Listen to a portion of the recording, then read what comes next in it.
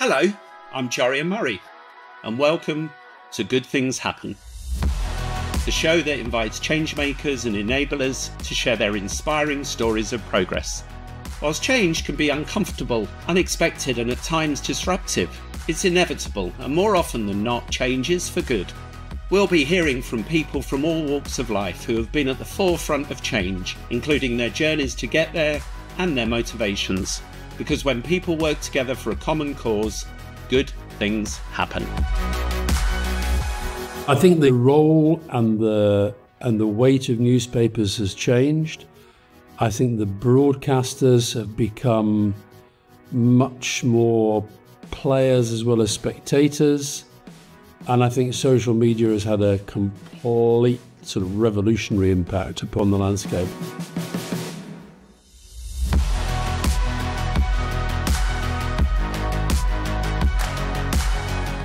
Welcome to Good Things Happen. In a year when more than 100 countries hold elections, we're reflecting on the presentation of politics in today's podcast. My guest today has been reporting, writing, strategizing and communicating on politics in the UK and overseas for over 3 decades. In 1997, he was instrumental in enabling Tony Blair's new Labour Party sweep to power in a landslide election victory following 18 years of Conservative Party rule. His political wisdom has been sought by leaders in Britain and beyond since serving 2 British Prime Ministers from within 10 Downing Street. Author of 21 books, a campaigner for multiple causes and charities, he now co-presents the UK's most popular podcast, The Rest is Politics. Welcome, Alastair Campbell. So, Alastair, the last time we met, I was a fresh-faced young ad man presenting Things Can Only Get Better to you before the 97 election. So take us back, Alastair. You had moved from being a journalist with national newspapers. Tony Blair had invited you to be a key advisor. Tell us, our listeners, a bit about that story, but also if we segue into just how different political communication was then as it is now, or maybe it isn't. I think some of the principles have not changed. I think the landscape has changed fundamentally.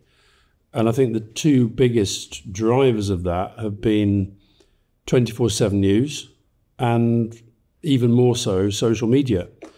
But when I say some of the fundamentals haven't changed, I still think that political campaigns have the capacity to communicate strategically, provided that's what they decide to do. I think the problem is that too many of them don't really do strategic communication. They just become ever more tactical.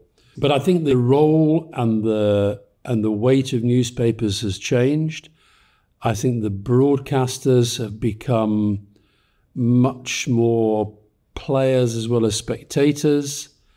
And I think social media has had a complete sort of revolutionary impact upon the landscape. But I still think politicians have got more power to communicate strategically than sometimes they realise. In 97, I remember you being very clear about swing voters. Philip Gould doing his focus groups in Watford. You were very clear about the audience that you were speaking to. It seems now with social media, there are these huge echo chambers that people can say absolutely anything and they're going to vote one way or the other. Understanding of the mining of data is very different as well. How do you feel when you kind of see some of the negative campaigning and, quite frankly, the factually incorrect campaigning that we've witnessed in elections this year? Look, I talk sometimes about the 3 Ps: populism, polarisation and post-truth.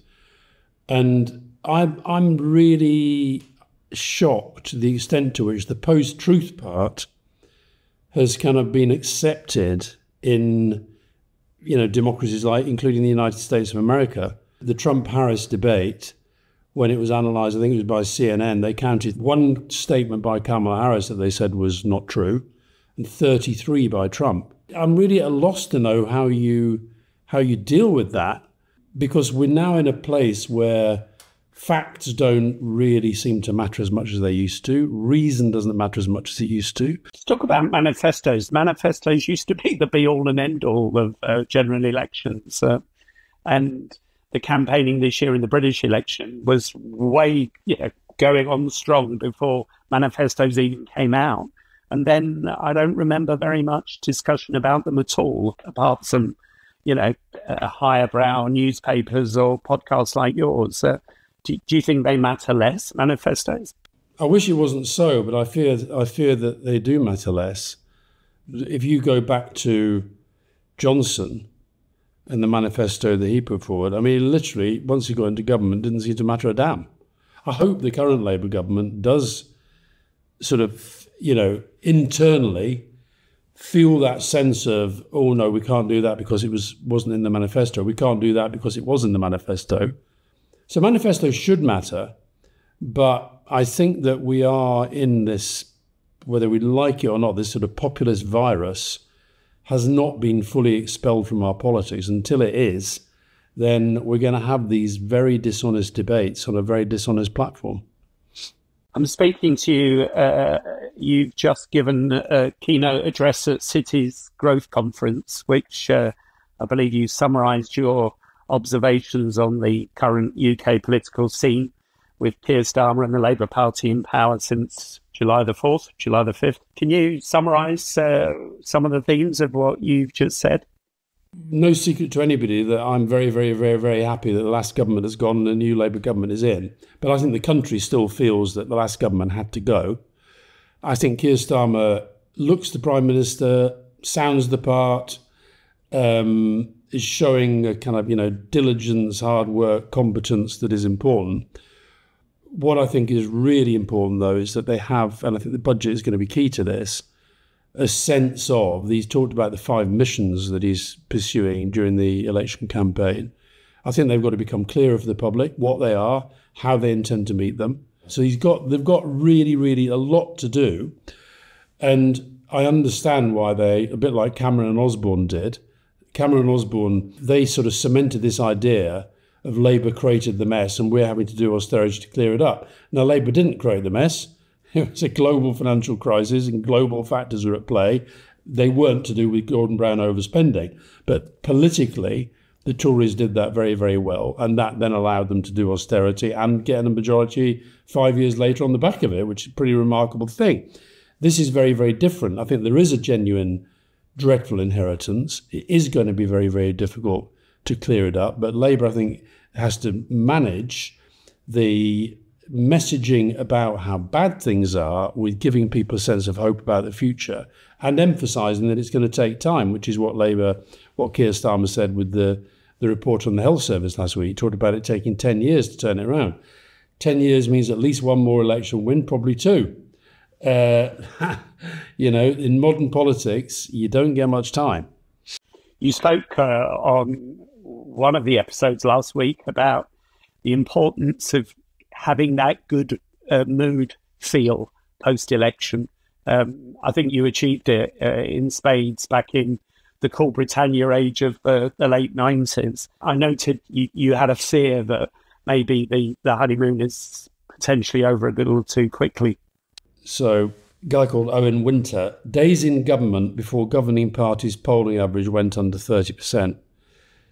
Tony Blair, 1,104. Johnson, 762. Thatcher, 676. Major, 397. Keir Starmer's kind of already there.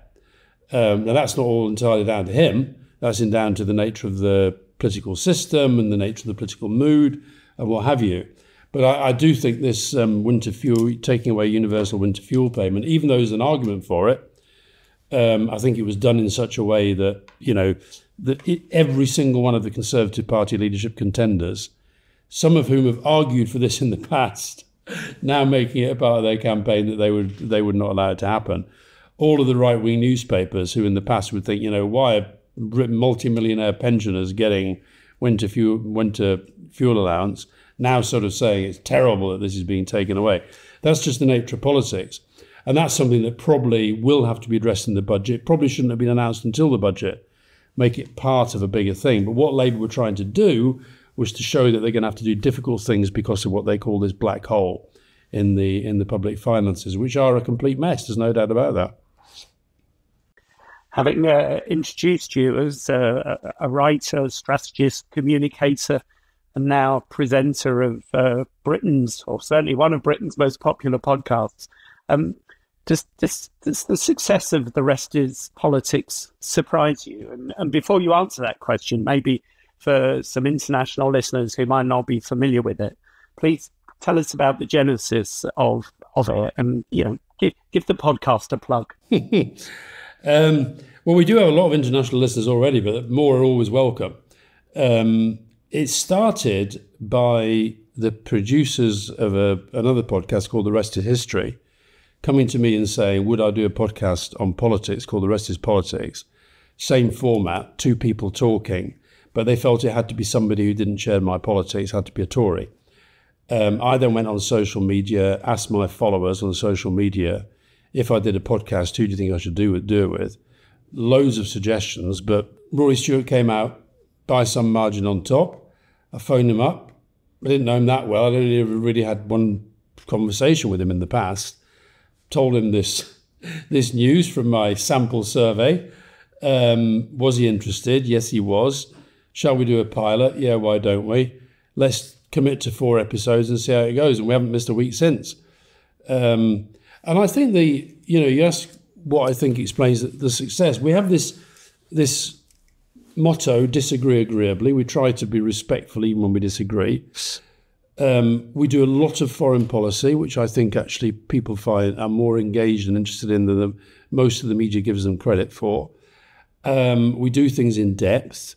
We've developed a very good relationship. How is it for you being an observer on politics, having been, by your own admission, obviously a very partisan at the heart of politics, at the heart of government for 3 terms in Downing Street? Do you miss that? I think the reason why our podcast is more successful than the other political ones is because in our different ways, Rory Stewart and I have been part of government, part of active politics.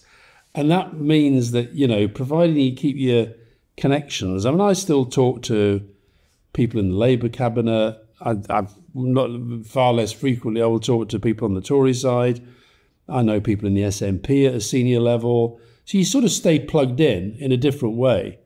I think when people are talking to me about politics, they sort of trust me, but they're not talking to me like I'm a journalist.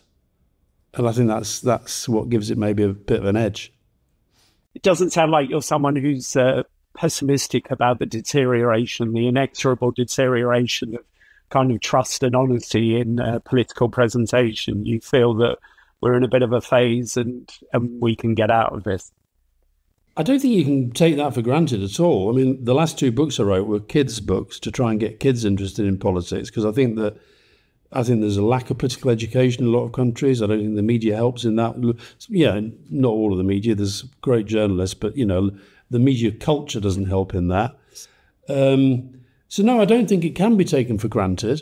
I think we've got to fight for it. And I do think the fact that, the Labour Party won the election with a landslide because the last government had let so many people down, because characters like Johnson should never have been and Truss should never have been at the bottom of the pile, let alone the top of it. They got their comeuppance, and, that's good. But then Labour has to deliver and show that, serious politics can be effective. But we are living in really, really volatile political times. I mean, I think to most Europeans, it's incredible that Donald Trump's still in the game. Given all he did as president, given all the lies he tells, given the corruption, given the narcissism, given the misogyny, given the racism, given the awful stuff that they do, but he's still in the game. And I think it's up to the other side to work out and take seriously, well, why is he still in the game?